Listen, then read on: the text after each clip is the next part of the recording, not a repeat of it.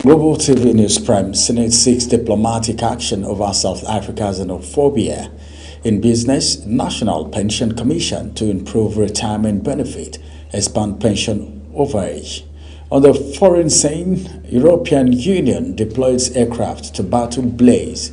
And in sports, a National Sports Commission to inaugurate Nigeria Diaspora Talent Development Committee in London. Hello and welcome to all our viewers in Nigeria and around the world to News Prime on Global Television. Coming to you live from the nation's capital, Abuja. I am Ramsey Enoch Agbo. A quick reminder that Global Television is on DSTV channel 365 and Star Times channel 276 and Free TV.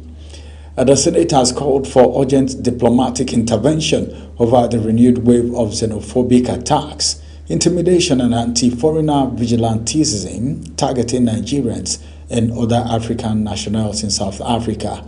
The resolution followed the consideration of a motion sponsored by Senator Asokwo Ekpiong, who expressed concern over reports that anti-migrants group issued an ultimatum directing undocumented foreign nationals to leave South Africa by June 30, 2026.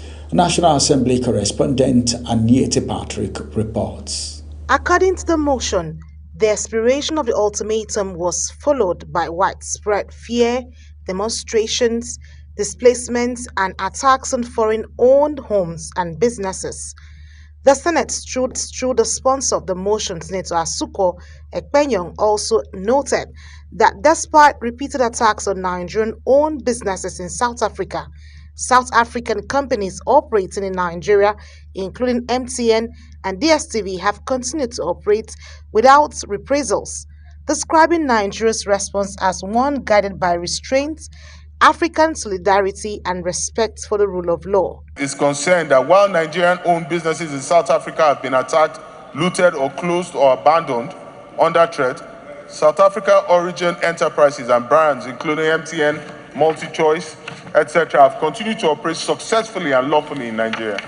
The Senate affirms that Nigeria has chosen the path of restraint, African brotherhood, and respect for the rule of law. Supporting the motion, Senator Wasiu Eshilokun proposed that the federal government consider nationalizing South African-owned companies operating in Nigeria, with the proceeds used to compensate Nigerians who have suffered losses from repeated xenophobic attacks. African businesses in Nigeria, like MTN, MultiChoice, etc., should be nationalized and the proceeds/shares be used to pay Nigerians and Nigerian businesses who have suffered losses in the xenophobic attack in South Africa. However, former Senate Majority Leader Senator Yahya Abdullahi urged caution, warning that the matter involved complex international and domestic political consideration that required careful handling to avoid unintended diplomatic consequences. Mr. President, what is happening today in South Africa should not be misconstrued or seen mainly from its outside appearance. What is happening today, at the risk of being unpopular here, is a coordinated effort to destabilize that country. After deliberations, the Deputy President of the Senate, Jibril Barau, who presided over the session, referred the motion to the Senate's Committee on Foreign Affairs for further legislative scrutiny and directed the committee to submit its report to the Senate for further legislative action. I said earlier that there's a need, in view of what Senator Abdullahi told us, that we should allow our Committee on Foreign Affairs to investigate. With growing concerns over the safety of Nigerians living in South Africa, the Senate says swift diplomatic engagements and decisive government action are now imperative to safeguard lives, protect investments, and preserve the long-standing bilateral relations between both African nations. From the National Assembly, Aniete Patrick, Global TV News. The House of Representatives has sustained an unprecedented pace of legislative activities, passing 363 bills in its first 3 years, while reaffirming its commitment to strengthening democracy and delivering people-oriented legislation. Addressing journalists in Abuja to commemorate the third anniversary of the 10th Assembly, Chairman of the House Committee on Rules and Business, Francis Wave, disclosed that the House has passed 363 bills between June 2023 and June 2026. National Assembly correspondent Aniete Patrick reports. The 10th House of Representatives is celebrating what it describes as a productive 3 years of lawmaking. Chairman House Committee on Rules and Business Francis Waife added that 2,747 bills are currently at different stages of legislative consideration, with 1,782 awaiting second reading, 323 before standing committees, 185 awaiting consideration, 89 consolidated, and 5 negatived, describing the figures as evidence of a vibrant and productive legislature. Of these 484, the executive passed on to us 31 bills, 3-1, and honorable members' private member bills were 391. We had for concurrence from the Senate 62 bills, and of all these, the number passed is 126 bills that were passed in this third session. Also speaking, Chairman of the House Committee on Media and Public Affairs, Akin Rotimi Jr., praised the 10th House for what he described as remarkable achievements in lawmaking and legislative oversight. He maintained that the House has remained focused on consolidating Nigeria's democratic institutions and expressed confidence that lawmakers will sustain the momentum as the Assembly enters the final phase of its tenure. My findings, NELFund has had in excess of 1.6 million Nigerians that have benefited from the scheme, and over 303 billion have been disbursed in terms of loans. That's just an example. Both lawmakers expressed optimism that the House will sustain the momentum as it enters the final lap of its tenure. From the National Assembly, Aniete Patrick, Global TV News. The House of Representatives have adjourned plenary in honor of a member representing the Yautu-Deba Federal Constituency of Gombe State, Yaya Bauchi Tongo, following the announcement of his death. Deputy Speaker Benjamin Kalu, who presided over the sitting, described the loss as a sad moment for both Gombe State and National Assembly. National Assembly correspondent Aniete Patrick reports again. Leading lawmakers in paying tributes, Kalu urged members to remain united in moments of grief, stressing that the House must continue its tradition of honoring departed colleagues with dignity and respect. Members observed a minute silence and offered both Islamic and Christian prayers for the repose of the late lawmaker's soul while praying for strength and comfort for his family. The Deputy Speaker, Benjamin Kalu, also directed that the late lawmaker's seats in the chamber be dropped as a mark of respect in keeping with parliamentary tradition. Following a motion moved by the leader of the House and unanimously adopted by members, the House adjourned plenary until 11 a.m. Wednesday in honor of the deceased. For the life of our brother, it is written, let us not mourn as those without hope, because we believe that there is life after now. I pray that you grant peace and comfort the family that he left behind. In Jesus' name. Sitting today in honor of our colleague that passed on, say aye. Look at his picture up there. Finally, technical committee got it. In case if you don't know him, that is our honorable colleague. Let me ask again, those who are in support that we are joined sitting today in honor of the dead, say aye. Aye. Those against say nay. The ayes have it. The House is hereby adjourned till tomorrow, same time, same place. The solemn session ended with lawmakers paying their final respects as the House pledged continued support for the bereaved family while mourning the loss of one of its own. From the National Assembly, Annie Patrick, Global TV News. Justice Salim Ibrahim of the Federal High Court in Abuja has reserved judgment on Kabir Turaki-led Interim National Working Committee of the People's Democratic Party in the suit seeking recognition of the committee. Justice Salim Ibrahim reserved the ruling after listening to all parties in Abuja. Ubong Usoro reports. The leadership crisis within the People's Democratic Party returned to the Federal High Court in Abuja, with both factions represented in court, including Kabiru Turaki and Senator Samuel Anyanwu. The suit filed by the PDP's Board of Trustees, led by former Senate President Adolphus Wabara, directing the Independent National Electoral Commission (INEC) to recognize Kabiru Turaki-led Interim National Working Committee and update its record ahead of preparations for the 2027 general elections. After hearing submissions from all parties, Justice Salim Ibrahim confirmed that the filings and exchange of all court processes have been concluded and reserved the matter for judgment. The court said a date for judgment would be communicated to all parties. Following the proceedings, counsel to all parties confirmed that all pending court processes have been filed and exchanged. The court also ruled that all pending applications, including those filed by interested parties seeking to join the suit, would be determined alongside the substantive matter. None of the parties addressed journalists after the proceedings. Ubong Usoro, Global TV News.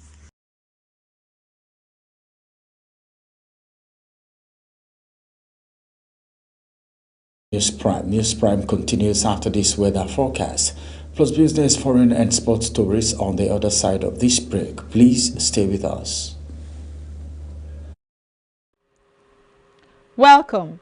We expect a calm and stable start to Wednesday with conditions quite similar to what we experienced Tuesday morning, as morning weather activities are expected in the coastal cities of Cross River, Akwa Ibom, Bayelsa Rivers, Imo, Abia, Taraba and Adamawa states, where morning rains and thunderstorms are expected respectively. Progressing into the day, isolated thunderstorms are anticipated in the northeast and north central, while the northwest will see patches of clouds with intervals of sunshine. To the southern region of the country, light to moderate rains are expected. Stay with us for the temperature forecast. I am Theodora Itzum. Thank you for watching.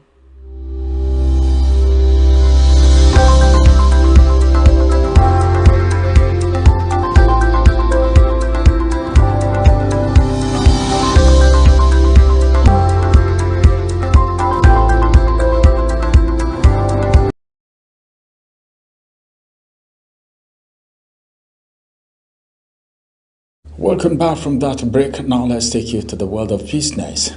The Director General, National Pension Commission, Omolafai Oluwaroran, stated this while addressing journalists after the third meeting of the Pension Industry Leadership Council in Abuja. Kikelomo Okere has the details. The National Pension Commission says it is implementing new measures to strengthen Nigeria's pension industry and improve retirement security for contributors. Briefing journalists after the third meeting of the Pension Industry Leadership Council in Abuja, Director General of PENCOM, Omolola Oluwaroran, says the Commission will hold the country's first National Pension Week to boost pension awareness and literacy nationwide. The key objectives we want to achieve is improving retirement outcome for retirees. So on that note, we spoke about the concept of cohort-based liability-driven investment framework for the pension industry, it looks like we're getting a little bit more sophisticated. But we are working for ordinary Nigerians, and we continue to look at all initiatives, both locally and globally, that can help us to achieve our goals in terms of ensuring that we are putting more monies in the hands of ordinary Nigerians, and that when people retire, they can retire with peace of mind. The Director General further says the Commission is advancing plans for Pension Industry Infrastructure Fund to support national development while deepening the industry participation in capital markets. She added that the Commission will sustain compliance enforcement to ensure employers remit pension contributions promptly while intensifying efforts to bring more Nigerians in the informal sector into the personal pension plans through partnership with Market Women, Transport Union and other associations. Part of what was also considered is our engagement with capital market operators. We did consider initiatives aimed at strengthening the industry's participation in capital markets. I think things we also deliberated on. I know at the last meeting I may have touched on the Infrastructure Consortium Initiative, the Pension Industry Infrastructure Fund. So that is now in advanced stages for implementation. We have the framework ready. That was deliberated upon. And the PENCOM boss says the resolution of the Pension Industry Leadership Council will accelerate ongoing reforms aimed at strengthening the pension system and guaranteeing better retirement outcomes for Nigerians. Kike Lomo Okeri, Global TV News. The Nigerian Customs Service is projecting an ambitious 11.074 trillion naira revenue target for the 2026 fiscal year after passing its 2025 collection goal despite widespread fiscal concessions, duty waivers and tax suspension. Presenting Services 2026 budget proposal before the House of Representatives Committee on Custom and Excise, Comptroller General of Custom Bashir Adeniyi disclosed that the service generated 7.277 trillion naira in 2025, exceeding its approved target of 6.584 trillion naira. National Assembly correspondent Anita Patrick reports. Adeniyi attributed the performance to improved revenue administration despite imports worth more than 34.5 trillion naira attracting waivers and exemptions, while only 4 of the 11 excisable products under the Common External Tariff remained under excise control. There are some major highlights which I would like to draw the attention of the Honorable Committee to. The first is the personnel cost. We have a nominal roll of 15,669 personnel, and hopefully before the end of the year, we are expecting 3,927 to join us.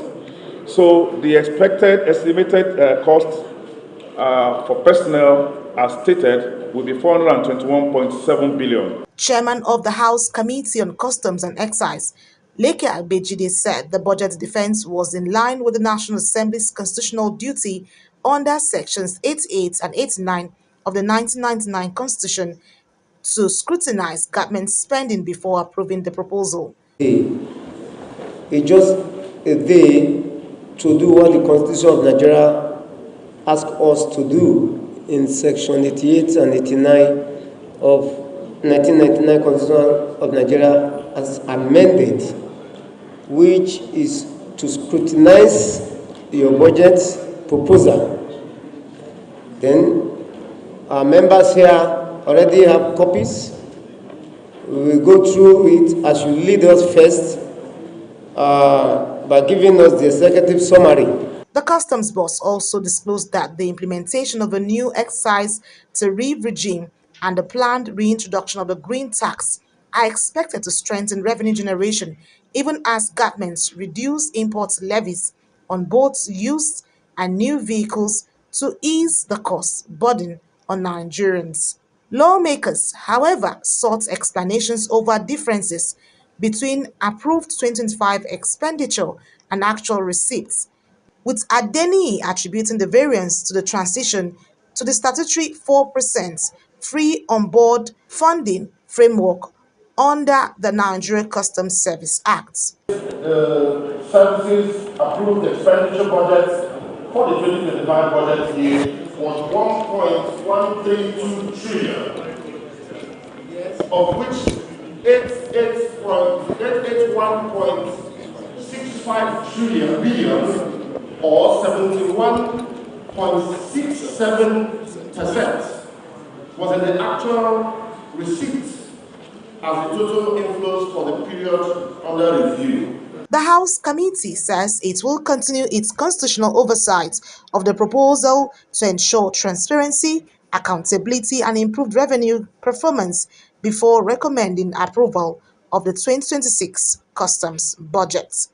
From the National Assembly, Aniete Patrick, Global TV News.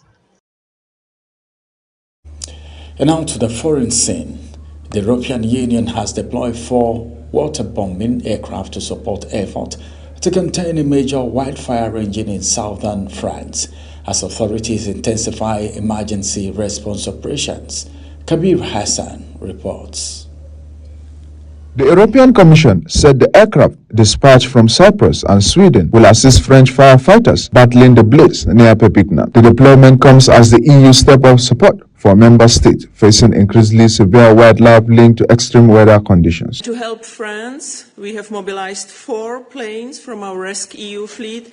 They are right now moving from Sweden and Cyprus, and they will be still today in France, operating tomorrow in the area close to Perpignan. The EU officials said the aircraft will begin operations in affected areas as firefighters continue effort to bring the wildlife under control and prevent further destructions. Kabir Hassan, Global TV News. Tanzanian authorities have arrested dozens of people ahead of planned anti-government protests as security forces intensify efforts to prevent demonstration demanding political reforms and the release of opposition leader Tundu Lissu. The planned protest coincided with the 72nd anniversary of the ruling Chama cha Mapinduzi party and are driven largely by young activists calling for greater democratic freedom.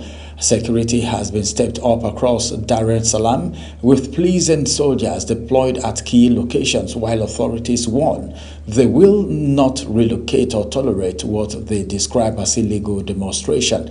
The protest centered on demands for the release of opposition leader Tundu Lissu, who remain in detention on treason charges amid growing political tension and renewed call for democratic reform in the country.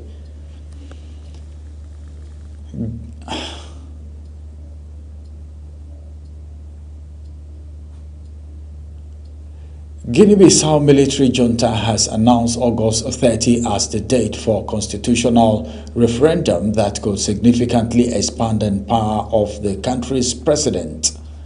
The proposed amendment would replace the current parliamentary system with the presidential system, allowing the president to appoint the prime minister and member of government as well as dissolve parliament. The referendum comes ahead of elections scheduled for December as the military authorities continue to plan to restore civilian rule following the coup that brought them to power in November. The constitutional vote is expected to shape Guinea-Bissau's political future as the country seeks to end decades of political instability and military interventions. In sports, the National Sport Commission is set to stage its inaugural Nigeria Diaspora Talent Development Committee trial in London on July 17 as part of efforts to identify and nurture elite athletes of Nigeria descent for future national assignment. The event, scheduled for the University of Hertfordshire Sport Village, will be attended by National Sports Commission Chairman Shehu Diko, Director General Bukola Olapade, and Nigeria's High Commissioner to the United Kingdom, Ambassador Aminu Dalhatu. The invitation-only multi-sport festival will feature talent identification across several disciplines, with selected athletes expected to compete for places in Team Nigeria Diaspora ahead of the National Intermediate Games in October. Committee Chairman Dr. Tunde Adelakun says the initiative is designed to reverse the trend of Nigeria losing talented athletes to other countries by identifying and developing them early. The on-day event will also feature exhibition matches and mentorship sessions in basketball, football, netball, taekwondo, golf, and table tennis, with notable Nigerian sports personalities including Sarah Ogoke, Georgia Obo, Funke Oshinoke, Sheyi Olifejada, and Kali Keme talking bad. Organizers said the initiative reflects the Commission's renewed commitments to harnessing the global potential of Nigeria-born talent and strengthening the country's future competitiveness on the international sporting stage. As Global TV News Prime comes to an end, let's take a look at our top stories. The Senate has called for urgent diplomatic intervention over the renewed wave of xenophobic attacks, intimidation, and anti-foreigner vigilantism targeting Nigeria and other African nationals in South Africa. In business, we told you that the National Pension Commission is stepping up reform to improve retirement benefit, expand pension coverage, and enforce compliance with pension remittances. On the foreign scene, we also told you that the European Union has deployed 4 water-bombing aircraft to support efforts to contain major wildfire raging in southern France as authorities intensify emergency response operations. And in sports, the National Sport Commission is set to stage its inaugural Nigeria Diaspora Talents Development Committee trial in London on July 17 as part of effort to identify and nurture elite athletes of Nigerian descent for future national assignment. And as it on News Prime, here's a quick reminder that Global Television is on DSTV channel 365, StarTimes channel 276, and Free TV.